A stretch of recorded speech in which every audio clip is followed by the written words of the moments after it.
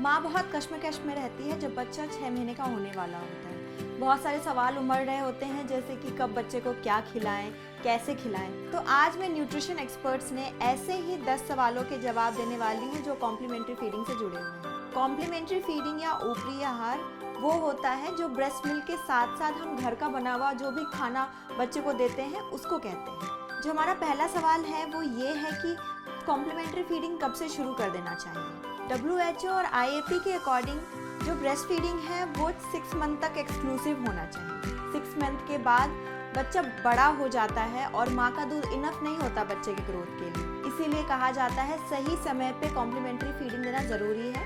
यानी कि 6 मंथ तक तो आप कॉम्प्लीमेंट्री फीडिंग शुरू कर दीजिए। लेकिन अगर आपको ऐसा लगता है कि आपके बच्चे के ग्रोथ में कुछ कमी है तो आप कॉम्प्लीमेंट्री फीडिंग 4 से 5 महीने तक में भी शुरू कर सकते हैं। जो हमारा दूसरा सवाल है वो ये है कि ये ऊपरी आहार देना शुरू कैसे करना चाहिए। आप अपने कल्चर के अकॉर्डिंग कॉम्प्लीमेंट्री फीडिंग शुरू करवा सकते हैं, लेकिन अगर आप न्यूट्रिशन एक्सपर्ट की माने तो एक बार में एक ही फूड दीजिए। जैसे कि अगर आप मैश्ड बनाना दे रहे हैं या फिर अगर आप सिर्फ राइस दे रहे हैं या फिर सिर्फ दाल दे रहे हैं, और उसको 1 हफ्ते तक दीजिए। 1 हफ्ते में आप देखिए कि बच्चे को कोई प्रॉब्लम तो नहीं हो रही, कोई एलर्जी तो नहीं हो रही, कैसा रिएक्ट कर रहा है, इंडाइजेशन तो नहीं हो रहा है।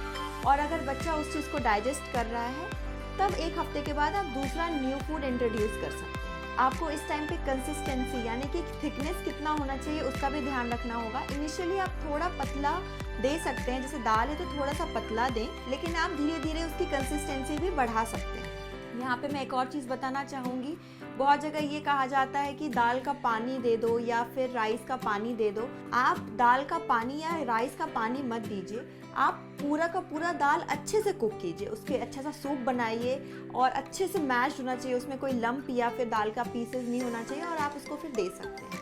क्योंकि दाल के पानी या फिर राइस में ऐसा कोई न्यूट्रिशन नहीं होता जो बच्चे को जाएगा, उसमें सिर्फ पानी की मात्रा ज़्यादा होती है और न्यूट्रिएंट्स कम होते हैं। कॉम्प्लीमेंट्री फीडिंग ऐसी होनी चाहिए कि आप एक बार में बस एक नया फूड बच्चे को इंट्रोड्यूस कराएं। जो हमारा तीसरा सवाल है वो ये है कि कब और कितनी बार कॉम्प्लीमेंट्री फीडिंग बच्चे को देना चाहिए।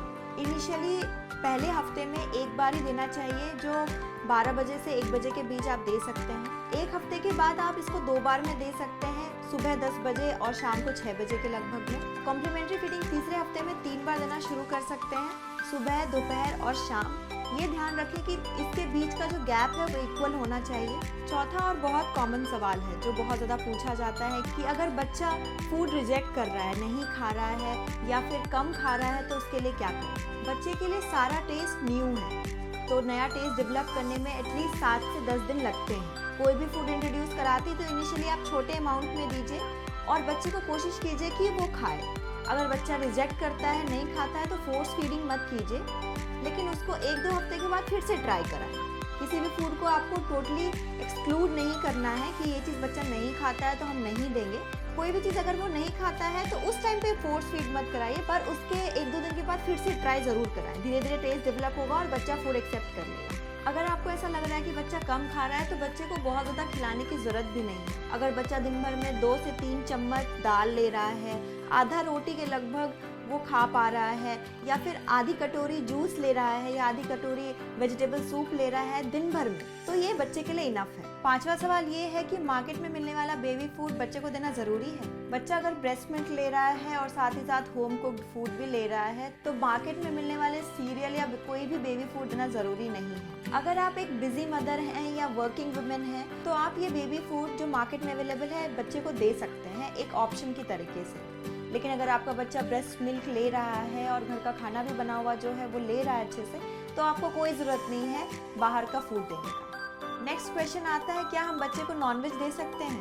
तो जी हाँ, आप बच्चे को नॉनवेज भी देना शुरू कर सकते हैं। 7 से 8 महीने वाले बच्चे को आप एग योक दे सकते हैं, क्योंकि एग वाइट में एल्ब्यूमिन नाम का प्रोटीन होता है जो बच्चे को एलर्जी कर सकता है। आप उसको 1 महीने तक देखिए कि बच्चा 1 महीने तक एग योक खा के उसको अच्छे से डाइजेस्ट कर पा रहा है या कोई एलर्जी तो नहीं है। अगर इस चीज़ में वो कंफर्टेबल है तो आप 9वें महीने से आप उसको एक होल एग दे सकते हैं। 10वें और 11वें महीने से आप चिकन देना शुरू कर सकते हैं, और 12वें महीने के बाद यानी कि जब बच्चा 1 साल का हो जाए तो आप रेड मीट भी देना शुरू कर सकते हैं। एक चीज़ का ध्यान रखें, जो भी नॉनवेज आप उसे दे रहे हैं वो वेल कुक्ड होना चाहिए और अच्छे से मैश्ड होना चाहिए। हमारा 7वां सवाल ये है कि मिल्क एंड मिल्क प्रोडक्ट्स क्या बच्चे को दिया जा सकता है?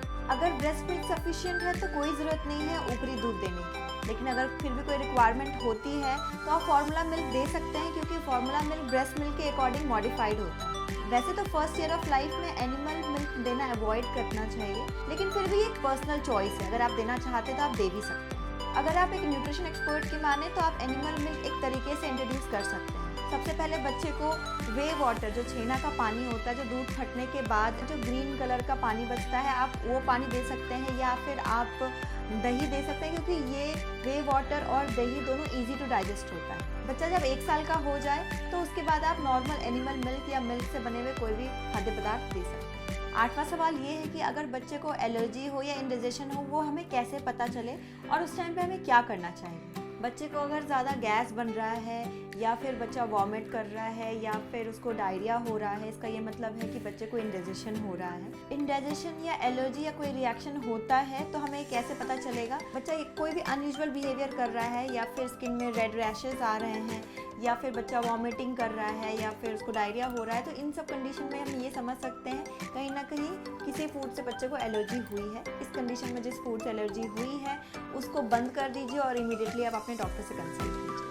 जो हमारा 9वां सवाल है वो ये है कि हम बच्चे को क्या क्या दे सकते हैं और क्या क्या नहीं देना चाहिए। बच्चे को हम ब्रेस्ट मिल्क के साथ साथ ऑलमोस्ट हर तरह का सीरियल दे सकते हैं, सारे तरह के पल्सेस दे सकते हैं, या फिर जितने भी पल्पी वेजिटेबल्स हैं जैसे कि पम्पकिन हो गया, कैरेट हो गया, स्वीट पोटैटो हो गए, या फिर आपका पोटैटो हो गया, ये सारी चीज़ें आप उसको दे सकते हैं। ग्रीन लीफी वेजिटेबल्स में जो टेंडर लीव्स हैं वो दीजिए, लेकिन जो बहुत हार्श वेजिटेबल्स हैं वो आप मत दीजिए, क्योंकि harsh vegetable easy to digest नहीं होते, जैसे कि कैबेज या फिर ड्रम स्टिक्स, ये सब चीज़ें बच्चे को इजी डाइजेस्टेबल नहीं होगा। साथ ही साथ जैसे मैंने आपको पहले भी बताया कि एग या फिर एनिमल मिल्क इनिशियली देना अवॉइड कीजिए। बच्चे को व्हीट भी इनिशियली मत दीजिए, क्योंकि उसमें ग्लूटेन होता है। कई बार होता है कि बच्चे को ग्लूटेन से एलर्जी होती है। व्हीट की जगह आप रागी, ओट्स, इस तरह की चीज़ें आप पहले दे सकते हैं, और जब बच्चा इन सब चीज़ों से कंफर्टेबल हो जाए तब आप व्हीट इंट्रोड्यूस कर सकते हैं। बच्चे को हम क्या दे सकते हैं और क्या नहीं देना चाहिए वो हम बात करते हैं फूड ग्रुप के अकॉर्डिंग।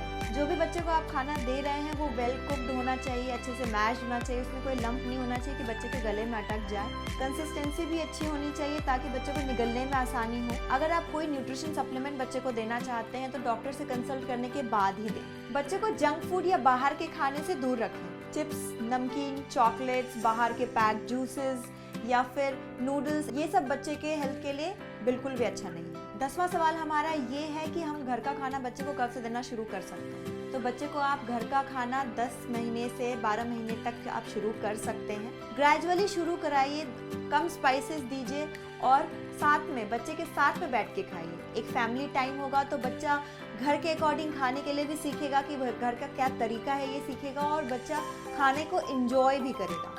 कोई और डिस्ट्रैक्शन खाने के टाइम पे नहीं होना चाहिए, जैसे कि आप टीवी दिखा के या मोबाइल दिखा करके बच्चे को मत खिलाइए, क्योंकि बच्चे का जो टेस्ट जैसा डेवलप होना चाहिए फूड का वो नहीं होता, क्योंकि बच्चे का ध्यान कहीं और होता है। तो बच्चे के साथ प्लेफुल रहिए, स्टोरी टेलिंग कीजिए, बच्चे के साथ खाइए, ये आपके लिए ज़्यादा अच्छा है। तो ये थे ऊपरी आहार से रिलेटेड 10 सवाल जो कॉमनली माओं को जानना होता है। अगर मेरे से कोई सवाल मिस हो गया है तो कमेंट बॉक्स में आप डाल के पूछ सकते हैं। मेरे वीडियो को लाइक करें और शेयर करें, मेरे चैनल को सब्सक्राइब करें और बेल आइकन दबाना ना भूलें।